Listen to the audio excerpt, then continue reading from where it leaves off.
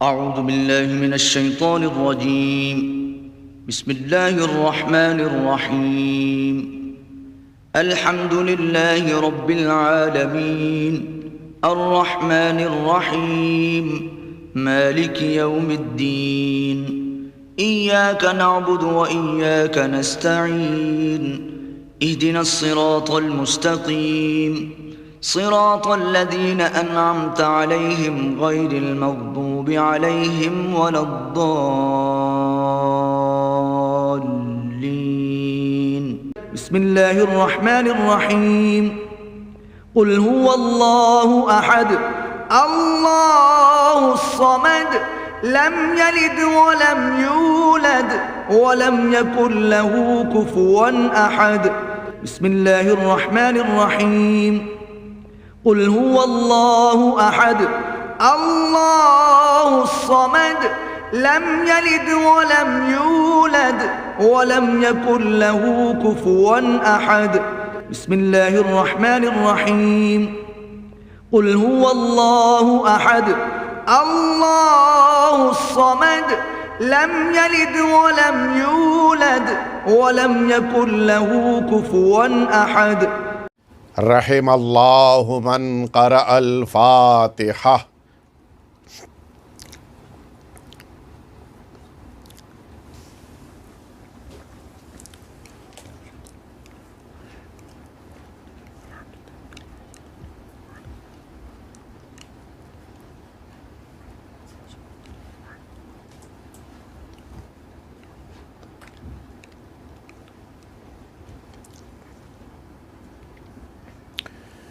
لا حول ولا قوة إلا بالله العلي العظيم. حسبنا الله ونعم الوكيل نعم المولى ونعم النصير.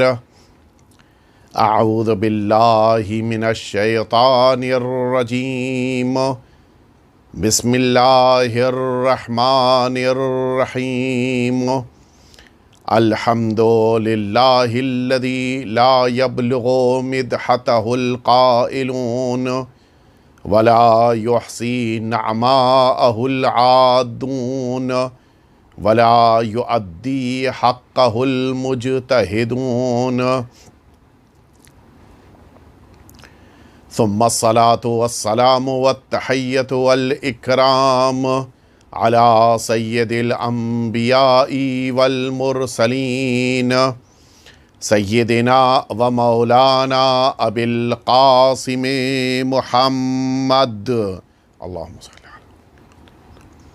صلی اللہ علیہ وعلی اہل بیتہ الاطیبین الانجبین الذین اذهب اللہ عنہم الرجس وطہرہم تطہیرا.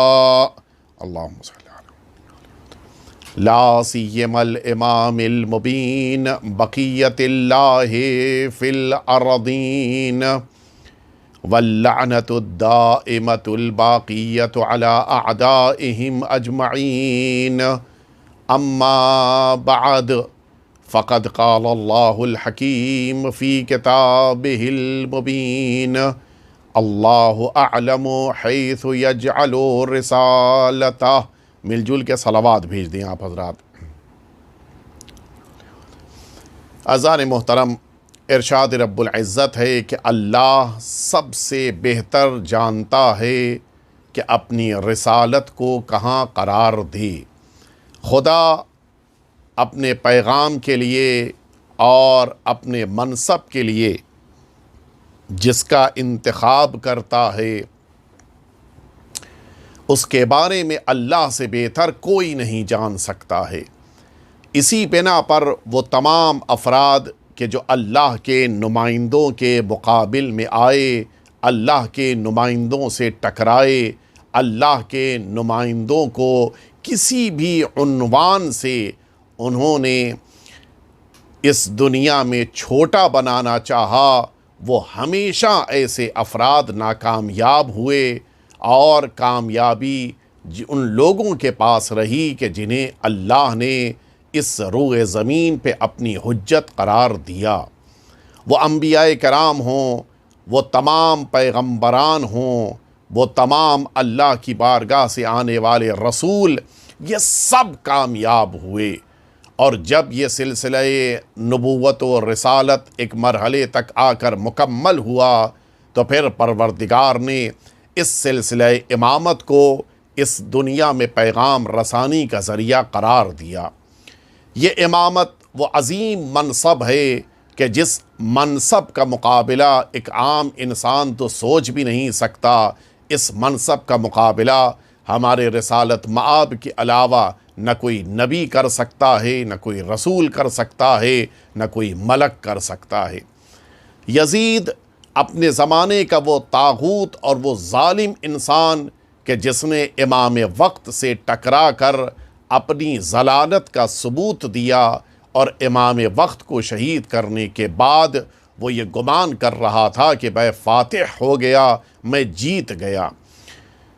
ان دو باریک باتوں کے درمیان کہ ہارا کون ہے اور جیتا کون ہے، فتح یاب کون ہوا ہے اور ناکامیاب کون ہوا ہے، ان دونوں کے درمیان ایک لکیر کو کھینچنے کے لیے اللہ رب العزت نے ذمہ داری ہمارے آقا اور مولا امام سجاد علیہ السلام کو دی۔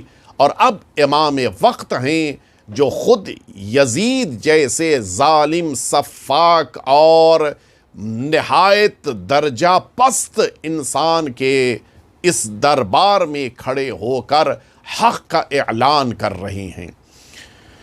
پیغام حق کو پہنچانے والی ذات بھی عظیم ہونی چاہیے۔ عظیم کی بارگاہ سے پیغام ملا ہے تو عظیم شخصیت ہی لوگوں تک پہنچائے گی۔ امام حسین کی حقانیت کو دنیا والوں کے سامنے پیش کرنا ہے اور یہ بتانا ہے کہ امام حسین سرزمین کربلا پہ شہید ہوئے ہیں، تو یہ امام حسین کی شہادت کے بعد کوئی یہ نہ سوچے کہ شہید کرنے والے افراد امام حسین کے مشن کو دبا سکتے ہیں، ناکامیاب کر سکتے ہیں یا ختم کر سکتے ہیں۔ سرکار سید الشہداء کے اس وارث نے دربار یزید میں کھڑے ہو کر اس بات کا برملا اعلان کیا ہے کہ اہل بیت اطہار کی شخصیتوں کو گھٹانا کسی بھی انسان کے لیے، خاص طور سے یزید جیسے انسان کے لیے ممکن نہیں ہے۔ اسی لیے یہ بات جو کہی جاتی ہے کہ فانوس بن کے جس کی حفاظت ہوا کرے، وہ شمع کیا بجھے جسے روشن خدا کرے۔ حقیقتاً اس شام کے دربار میں امام سجاد علیہ السلام نے وہ حق بیانی کی ہے کہ جس کے بارے میں سوچ کر دنیا ششدر ہے۔ لوگ سمجھتے تھے کہ میدان جنگ میں تلوار کو ہاتھ میں لے کر جنگ کرنا، لڑنا، مقابلہ آرائی کرنا ہی بہادری کی علامت ہے، لیکن امام سجاد نے بہادری کی وہ مثال قائم کی۔ ہاتھ میں تلوار نہیں ہے لیکن تلوار رکھنے والے ڈر رہے ہیں۔ آپ کے پاس خنجر اور نیزہ نہیں ہے لیکن جن کے پاس اقتدار، حکومت، افراد، غلام، کنیز سب ہیں، وہ گھبرائے ہوئے ہیں۔ بہادری کا یہ عالم ہے کہ گلے میں ریسمان ظلم ہے، کمر میں لنگر ہے، پیر میں زنجیر ہے، اس کے باوجود نحیف اور کمزور آواز اتنی شجاعت اور بہادری کے ساتھ بلند ہو رہی ہے کہ یزید جیسے ظالم کے محل میں ارتعاشی کیفیت ہے اور ایسا لگتا ہے کہ یہ محل ابھی گر جائے گا۔ امام سجاد علیہ السلام کی حق بیانی ہے کہ جو آج ظالم کے دربار میں سب کے سامنے ہو رہی ہے۔ میں نے عرض کیا تھا کہ امام نے کس انداز میں یہ بات بیان فرمائی کہ رب العزت نے ہمیں کیا چیزیں عطا کی ہیں اور ان چیزوں میں کوئی مقابلہ ہمارا یزید سے نہیں ہے۔ کہاں وہ پستیوں کی پیداوار بن کے سامنے آنے والا یزید، اور کہاں وحی الہی کی بارگاہ میں پرورش پانے والے اہل بیت اطہار، ان کا مقابلہ یزید سے کیسے ہو سکتا ہے؟ مولا اس کے بعد اگلا جملہ فرماتے ہیں، مولا فرماتے ہیں کہ من عرفنی فقد عرفنی، جو مجھے جانتا ہے وہ ٹھیک ہے، وہ مجھے جانتا ہے، لیکن جو مجھے نہیں جانتا وہ کل کو میدان محشر میں یہ نہ کہے کہ ہم تو پہچان نہیں پائے تھے اس لیے ہم نے یزید کا ساتھ دیا تھا۔ ذمہ داری اس لیے ضروری ہے کہ کوئی ناواقفیت کی بنا پر عذر نہ پیش کر دے کہ ہم تو غفلت میں تھے، ہمیں تو خبر نہیں تھی، ہمیں تو یزید نے کہا اور ہم دوڑتے چلے گئے اور پھر بعد میں ہم کو کوئی بتانے والا بھی نہیں ملا۔ امام اس لیے متوجہ کرانا چاہ رہے ہیں کہ تم اپنے جرم کی سنگینیت کو پہچانو، یہ بات سمجھو کہ تمہارا جرم کتنا شدید ہے۔ مولا فرماتے من عرفنی فقد عرفنی، جو مجھے پہچانتا ہے وہ ٹھیک ہے، مجھے جانتا ہے، ومن لم یعرفنی، لیکن جو مجھے نہیں جانتا انبأتہ بحسبی ونسبی، میں اس کے سامنے اپنے خاندان کو بیان کر کے بتا دینا چاہتا ہوں تاکہ تکلیف کہ جو ناواقفیت کی بنا پر جس سے انسان معذور ہو گیا تھا وہ تکلیف بھی عیاں ہو جائے، پتہ چل جائے کہ تم نے کس کو قتل کیا ہے، کس گھرانے کے چشم و چراغ کو خاموش کیا ہے، کس گھرانے کے اوپر تم نے ظلم کیا ہے اور کس عظیم الشان گھرانے کی خواتین کو اسیر کیا ہے۔ امام پہچنوا رہے ہیں۔ اب یہاں سے جو امام کے پہچنوانے کا طریقہ ہے بالکل دنیا کا منفرد طریقہ ہے۔ لوگ اپنے کو پہچنواتے ہیں نام کے ذریعے سے، میں فلاں کا بیٹا ہوں، میں فلاں کا پوتا ہوں، میں فلاں کا بھتیجا ہوں۔ امام نے یہ کام نہیں کیا۔ امام یہاں پہ جو اپنا تعارف کرا رہے ہیں وہ ان مقدس مقامات کے ذریعے سے کہ جنہیں پروردگار نے اپنی بارگاہ میں باعظمت جگہ قرار دیا ہے۔ مکہ اللہ کی نگاہ میں عظمت رکھتا ہے، منی اللہ کی نگاہ میں اہمیت کی جگہ ہے، خود صفا اور مروہ کی پہاڑیاں اللہ کی نگاہ میں شعائر اللہ ہیں۔ یہ ساری جگہیں جو مقدس ہیں ان کے ذریعے سے امام حسین کے اس فرزند ارجمند نے خود کو پہچنوایا ہے۔ مولا فرماتے ہیں کہ انا ابن مکہ و منی، مجھے پہچانو میں فرزند مکہ ہوں، میں فرزند منی ہوں۔ یہ مکہ اور منی دو ایسی جگہیں ہیں، آپ واقف ہیں کہ ایک انسان جس موقع پہ حج کرنے کے لیے جاتا ہے وہ مکہ معظمہ میں پہنچے گا، احرام پہننے کے بعد مکہ معظمہ میں جس موقع پر پہنچا ہے اس کو طواف انجام دینا ہے، اس کے بعد صفا اور مروہ کے درمیان سعی کرنی ہے اور پھر اپنے احرام کو اس کو اتارنا ہے۔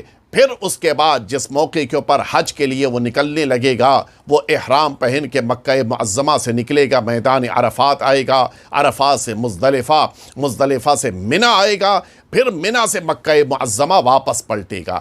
یہ مکہ معظمہ اور منی یادگار سمجھی جاتی ہیں جناب ابراہیم علیہ السلام کی۔ آپ متوجہ ہوئے؟ مولا فرمانے کہ انا ابن مکہ و منی، مجھے پہچانو میں مکہ اور منی کا بیٹا ہوں۔ لوگوں کو متوجہ کرانا چاہ رہے ہیں کہ تم امام وقت کی عظمت کو تو پہچانو، امام حسین کے، امام زین العابدین علیہ السلام کے خاندان کا سلسلہ جا کر جناب ابراہیم سے مل رہا ہے۔ جناب ابراہیم کہ جنہوں نے خانہ کعبہ کی بنیاد رکھی ہے، خانہ کعبہ کو انہوں نے آباد کیا ہے، مکے کو انہوں نے آباد کیا ہے، منی میں انہوں نے قربانی پیش کی ہے، میں اسی ابراہیم خلیل اللہ کا بیٹا ہوں، ان کا وارث ہوں۔ اور اس کے بعد فرماتے ہیں انا ابن زمزم و صفا، مجھے پہچانو میں زمزم اور کوہ صفا کا فرزند ہوں اور اس کا وارث ہوں۔ زمزم اور صفا یہ دو ایسے مقامات ہیں، بلکہ اس میں اور اضافہ کر لیا جائے مروہ، یہ تین مقامات وہ ہیں کہ جن کا رشتہ جناب اسماعیل سے ہے۔ جناب اسماعیل چھوٹے سے ہیں، ننھے سے ہیں، اپنی ماں کے ساتھ اس وادی غیر ذی زرع کے جو قرآن مجید کہہ رہا ہے اس وادی میں لا کے قرار دیے گئے ہیں۔ جناب ابراہیم جا چکے ہیں، ماں کا یہ عالم ہے کہ بیٹے کی پیاس دیکھی نہیں جا رہی ہے، اور اب ماں ہے جو صفا اور مروہ کے درمیان اپنے بیٹے کے لیے پانی کی تلاش میں سرگرداں ہیں، دوڑ رہی ہیں کہ جو آج تک یہ عمل سارے حاجیوں کے لیے انجام دینا ضروری ہوتا ہے، سعی کہلاتا ہے کہ جو صفا اور مروہ کے درمیان انجام دی جائے۔ اور اس موقع کے اوپر جب ماں نے دیکھا تو منظر یہ دکھائی دیا کہ جس جگہ پہ آج زمزم ہے، بیٹا اسماعیل ہے جو اپنی ایڑیوں کو زمین پہ رگڑ رہا ہے اور زمین سے وہاں پہ چشمہ جاری ہوا۔ یہ معجزہ آج تک باقی ہے کہ کل جو چشمہ جناب اسماعیل کے لیے جاری ہوا تھا وہ چشمہ آج تک باقی ہے۔ مولا آواز دے رہے ہیں کہ لوگوں مجھے پہچانو، میں اسی اسماعیل ذبیح اللہ کا بیٹا ہوں، میں اسی اسماعیل کا وارث ہوں، میں ابراہیم کا بھی وارث ہوں، میں اسماعیل کا بھی وارث ہوں۔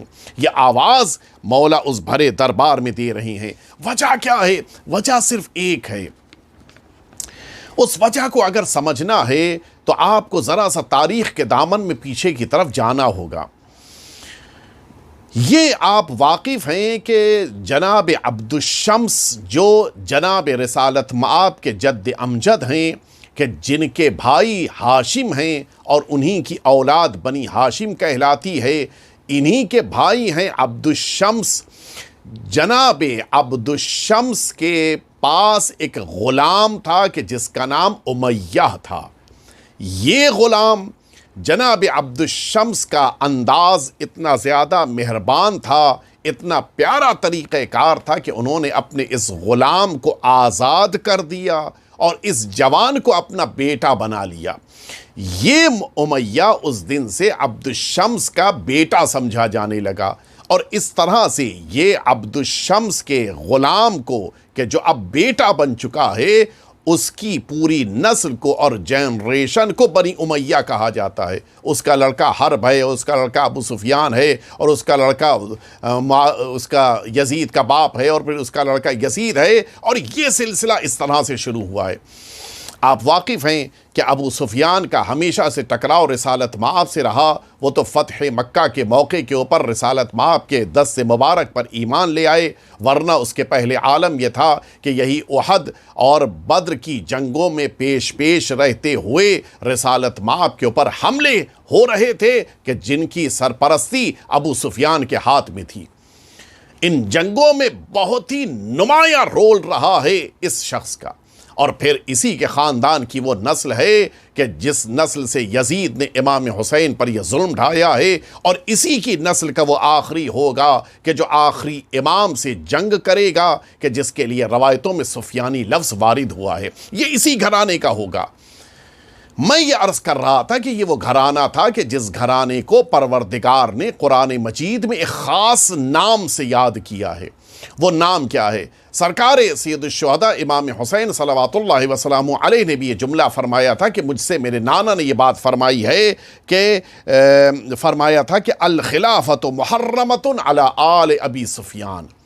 رسالت مآب نے فرمایا ہے کہ آل ابو سفیان کے اوپر یہ خلافت حرام ہے، ان کے لیے اس کام کو اختیار کرنا یہ اللہ کی نگاہ میں جرم ہے، گناہ ہے۔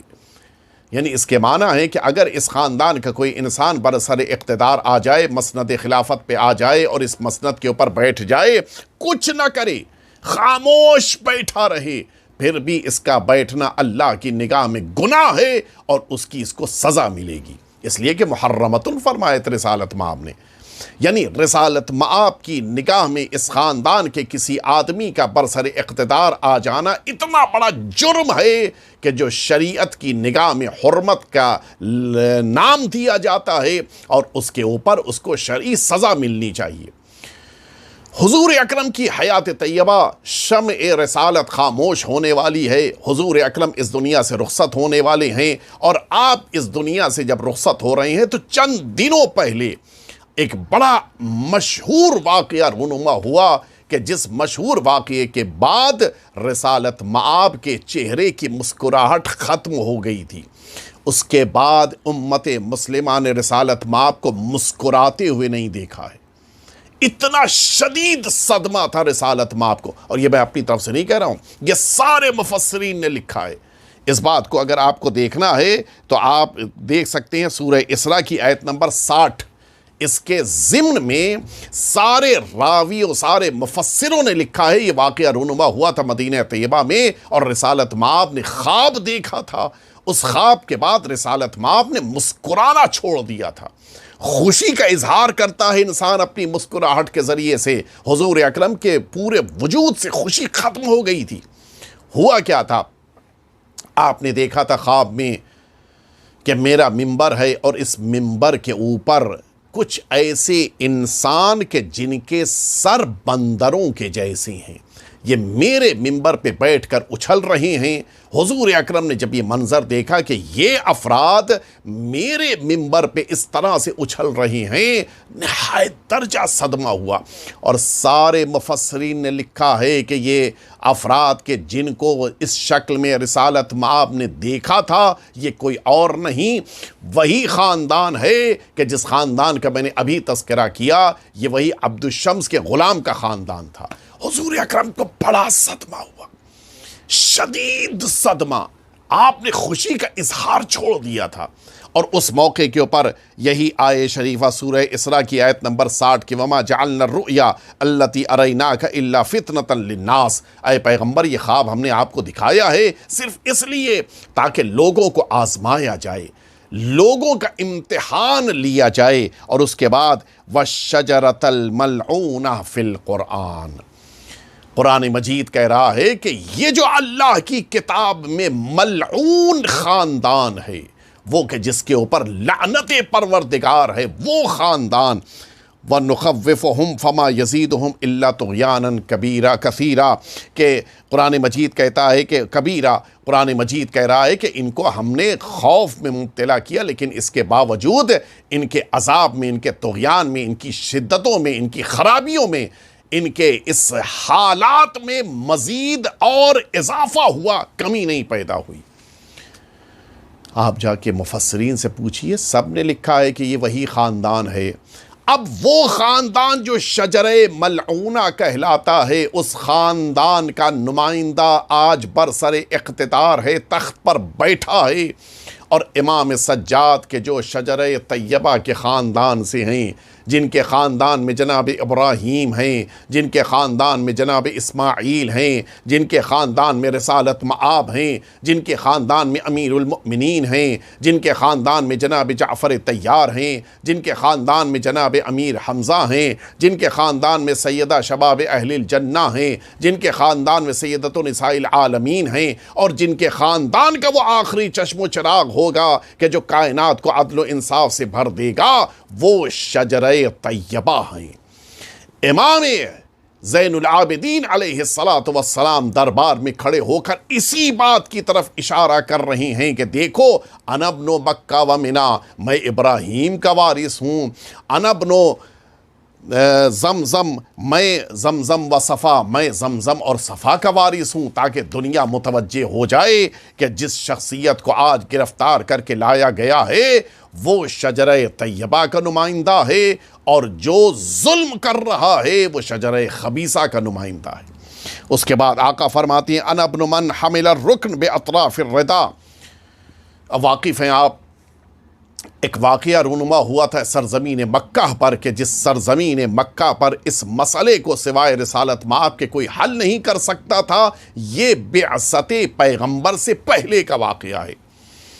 حضور اکرم ابھی اپنی رسالت کا اعلان نہیں فرمایا ہے، اور آپ جانتے ہیں کہ اسی مکہ معظمہ میں اس زمانے میں ایک سیلاب آیا تھا، نتیجے اس خانہ کعبہ کی دیواروں کا اکثر حصہ گر پڑا تھا۔ انہی میں سے یہ حجر اسود والی دیوار کا بھی حصہ گر گیا تھا۔ نتیجے میں یہ حجر اسود زمین پر تھا، دوبارہ دیوار کو تعمیر کر دیا گیا، لیکن اب سوال یہ ہے کہ حجر اسود کو نصب کون کرے گا، حجر اسود کو اپنی جگہ کے اوپر قرار کون دے گا۔ میں نے دیکھا ہے یہ روایت ہمارے وہاں ہی نہیں ہے بلکہ یہ برادران اہل سنت کے وہاں بھی یہ روایت موجود ہے کہ حجر اسود چونکہ جنت کا ایک پتھر ہے، لہٰذا اس حجر اسود کو وہی نصب کرے گا جو اس زمانے میں اللہ کا نمائندہ ہوگا۔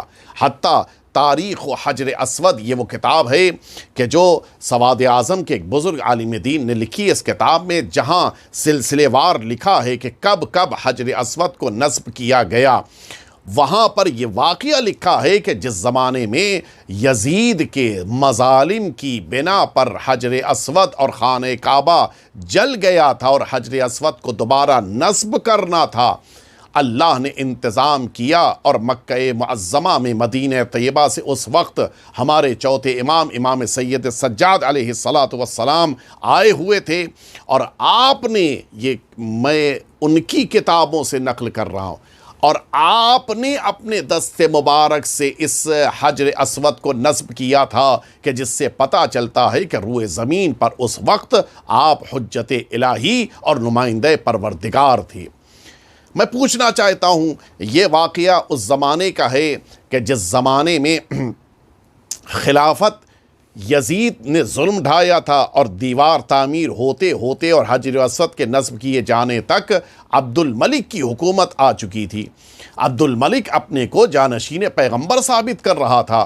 اگر امت مسلمہ کے تمام فرقے یہ بات مانتے ہیں کہ اس زمانے میں پتھر کو چوتھے امام نے اپنی جگہ کے اوپر نصب فرمایا تھا، تو پھر یہ بھی طے ہے کہ حجت پروردگار اور نمائندہ الہی امام سجاد علیہ السلام ہیں، تو جب نمائندہ پروردگار ہونا حجر اسود کے نصب کرنے کی بنا پر تمام امت مسلمہ کے لیے ثابت ہے کہ چوتھے امام ہی کے پاس ہے یہ حجت الہی کا عہدہ، تو جب حجت الہی یہ ہیں تو پھر وہ جو اپنے کو خلیفہ کہہ کے اس سرزمین شام پہ عبد الملک کی شکل میں بیٹھا ہے، پھر وہ کون ہے؟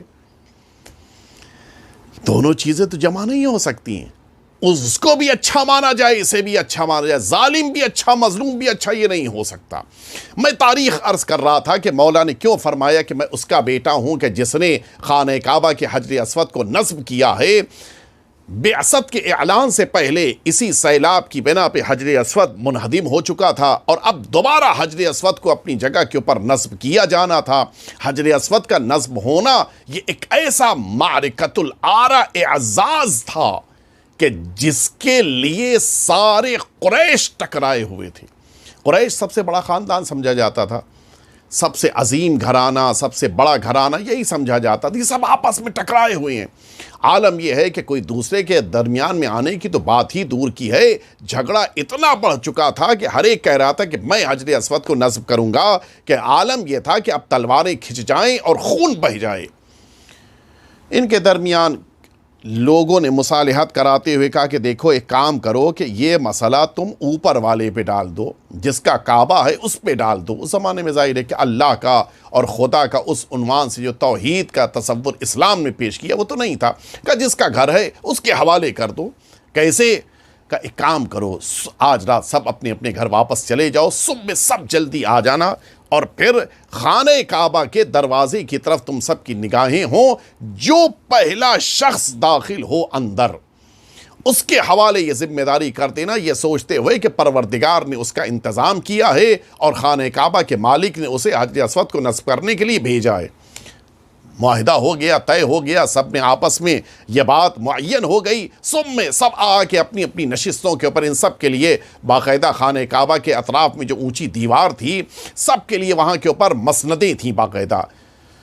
مسند کے معنی یہ ہوتے تھے کہ چادر لگا دی جاتی تھی، پیچھے تکیہ لگا دیا جاتا تھا، غلام بھی نیچے آ کے کھڑے ہو جاتے تھے اور یہ مسند کے اوپر جا کر بیٹھ جاتے تھے، اور گویا ان کی وہ جگہ ان کے لیے مخصوص کر دی جاتی تھی۔ یہ سب آ کے اپنی اپنی جگہوں کے اوپر بیٹھ گئے اور اب اس انتظار میں ہیں کہ اب دیکھیں کون اندر داخل ہوتا ہے۔ اچانک ان سب کی نگاہوں نے ایک ایسی شخصیت کو خانہ کعبہ میں داخل ہوتے ہوئے دیکھا کہ یہ سب ایک زبان ہو کر بول پڑے کہ ان سے بہتر کوئی نہیں ہو سکتا حجر اسود کو معین کرنے والا، کوئی اور نہیں۔ خاندان کی نجابت، خاندان کی شرافت، چہرے کی رونق اور چہرے کا نور، قدموں کی متانت اور گفتگو کا وہ وقار ایک ایسی شخصیت کے پاس کہ جو اس وقت خانہ کعبہ میں داخل ہو رہی تھی، سب کی نگاہیں دیکھ رہی تھیں جناب عبداللہ کا یہ یتیم ہے کہ جو خانہ کعبہ میں داخل ہو رہا ہے، کہ جس نے کچھ عرصے کے بعد اسی مکہ معظمہ میں اپنی نبوت اور اپنی رسالت کا اعلان کیا۔ ہمارے اور آپ کے آخری نبی حضرت محمد مصطفیٰ صلی اللہ علیہ وآلہ وسلم آپ خانہ کعبہ میں داخل ہو رہے تھے، سب قریب آ گئے. آپ کو ایک کام کرنا ہے. کیا کام ہے؟ انتظام پروردگار. آپ ملاحظہ فرمائیں، سب کہہ رہے ہیں کہ آپ اس حجر اسود کو اس کی جگہ کے اوپر نصب فرما دیں. حضور اکرم نے فرمایا ٹھیک ہے. آپ آئے، تشریف لائے، حجر اسود زمین پہ رکھا ہے، سب کچھ تیار ہے، آپ کو دیوار پہ نصب کرنا ہے.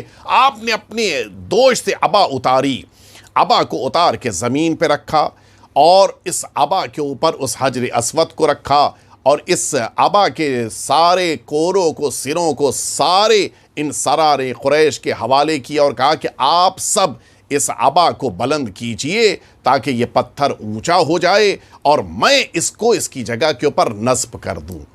اس سے بہتر فیصلہ نہیں ہو سکتا تھا. جہاں تلواریں کھچی ہوئی تھیں کہ ہمیں حجر اسود نصب کرنا ہے، حضور اکرم کے اس عمل کی بنا پہ محبت، آشتی، ملاپ، وہ ساری چیزیں پیدا ہو گئیں. آپ نے غور فرمایا جب اللہ کا نمائندہ بیچ میں ہو تو پھر امت میں کبھی اختلاف نہیں پیدا ہوتا. لوگوں میں اختلاف تبھی ہوتا ہے کہ جب لوگ الہی نمائندے سے دور ہو جائیں، الہی نمائندے کو نہ مانیں.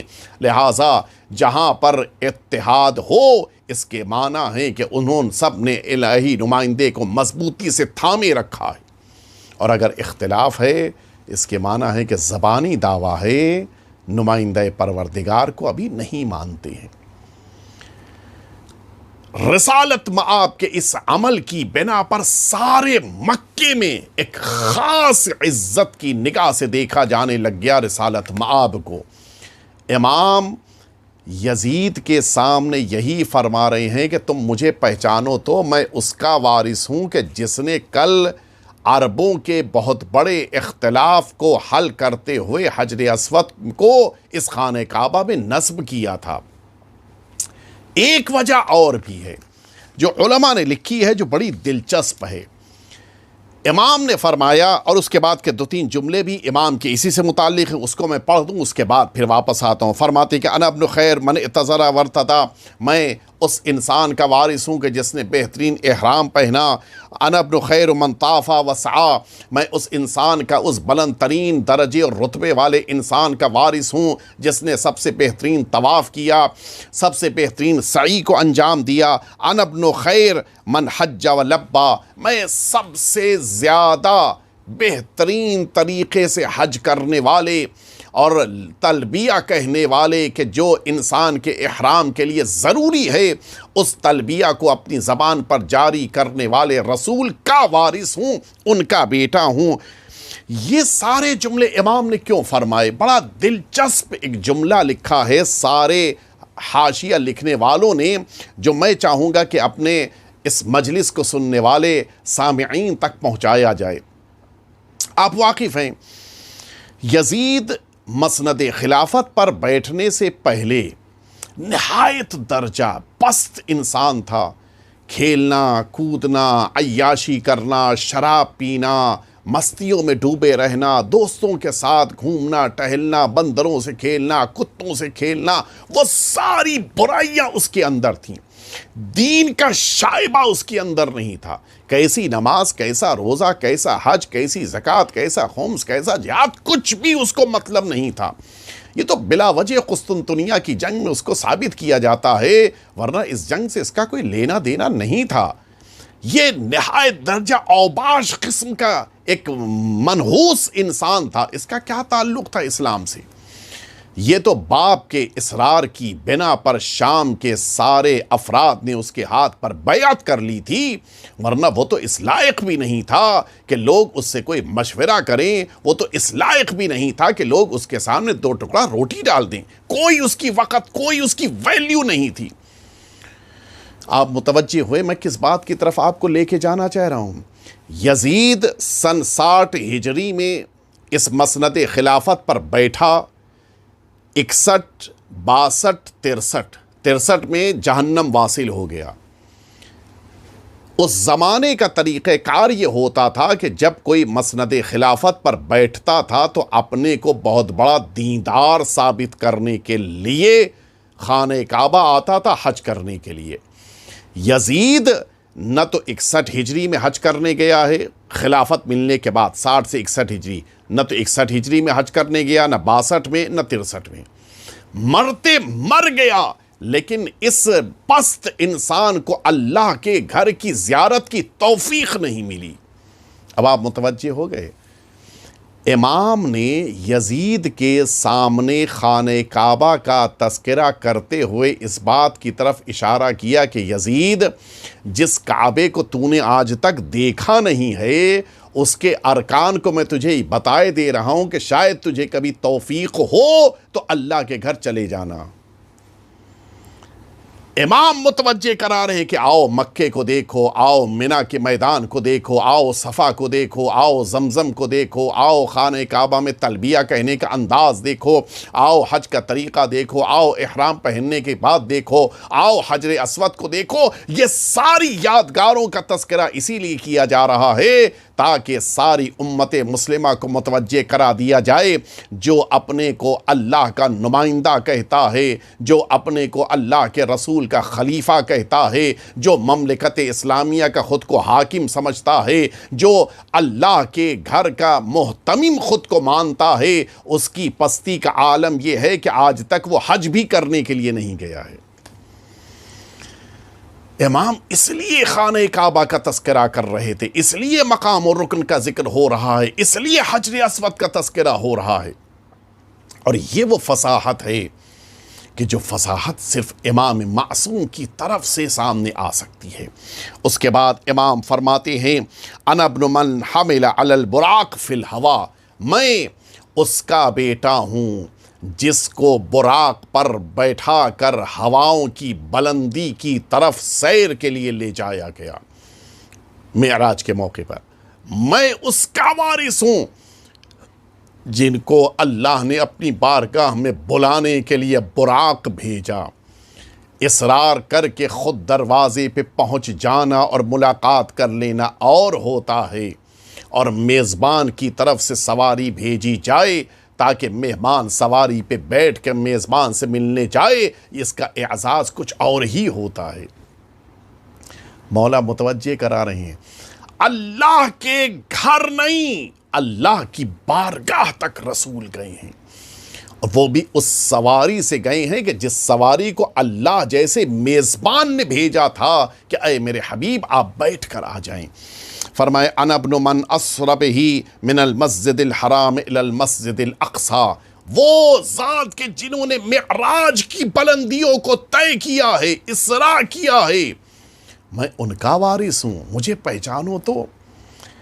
اگر آپ نے ابھی توجہ دی ہو، میں نے جب شجرہ ملعونہ کا تذکرہ کیا تھا، عبد الشمس کے غلام کے خاندان کے شجرے کا تذکرہ کیا تھا، یہ شجرہ ملعونہ جس سورے میں وارد ہوا ہے وہ اسی سورہ اسراء کا ہے، وہ جو آیت ہے وہ اسی سورہ اسراء کی ہے، اور رسالت مآب کے معراج پر جانے کا تذکرہ جس سورے میں ہے وہ بھی یہی سورہ اسراء ہے۔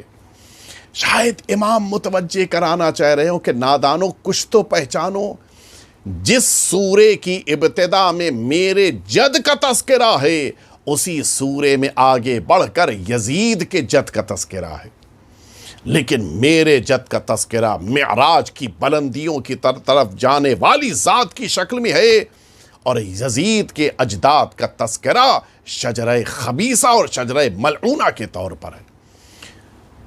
کہاں رسالت مآب کا خاندان اور کہاں یہ گھرانہ۔ اس کے بعد فرماتے ہیں انا ابن من بلغ بہ جبرائیل الی سدرۃ المنتہی، میں اس کا بیٹا ہوں کہ جن کو جبرائیل امین سدرۃ المنتہی کی بلندیوں تک لے کر گئے۔ انا ابن من دنا فتدل فکان قاب قوسین او ادنی، میں اس کا بیٹا ہوں جو اللہ کی بارگاہ میں اتنا قریب تھا کہ قرآن مجید کہہ رہا ہے کہ 2 تیر یا اس سے بھی کم کا فاصلہ تھا۔ یزید، میرے اجداد کو پہچانو، رسول اس بلندی پر جانے کے بعد اللہ سے اتنے قریب تھے، اب تو تم کچھ اللہ کا خوف پیدا کرو۔ اگر میرے جد اللہ سے اتنی قربت رکھتے ہیں اور انہوں نے تمہارے لیے لعنت کی ہے تو پھر تم اپنی جگہ جہنم کی وادیوں میں تلاش کر لو۔ فرماتے ہیں انا ابن من صلی بملائکۃ السماء، میں اس کا بیٹا ہوں کہ جس کے پیچھے آسمانوں کے تمام ملائکہ نے نماز پڑھی ہے۔ انا ابن من اوحا الیہ الجلیل ما اوحا، میں اس کا بیٹا ہوں کہ جس پر اللہ نے اپنی وحی کو نازل کیا ہے۔ آپ نے غور فرمایا امام نے یہ کیوں فرمایا کہ میں وحی جس کی بارگاہ میں آئی اس کا بیٹا ہوں؟ یہ صرف یزید کو متوجہ کرانے کے لیے وہ بات کہی تھی، اس لیے کہ یزید نے یہی جملہ کہا تھا کہ لعبت ہاشمی او بالملک فلا وحی جاء ولا خبر نزل، کہ اللہ کی بارگاہ سے نہ کوئی وحی آئی ہے، اللہ کی بارگاہ سے نہ کوئی کتاب آئی ہے۔ یہ تو معاذ اللہ بنی ہاشم نے آپس میں ایک کھلواڑ کیا تھا، ورنہ نہ کوئی رسالت ہے، نہ کوئی نبوت ہے، نہ کوئی قرآن ہے، نہ کوئی توحید ہے، نہ کوئی وحی پروردگار ہے، معاذ اللہ۔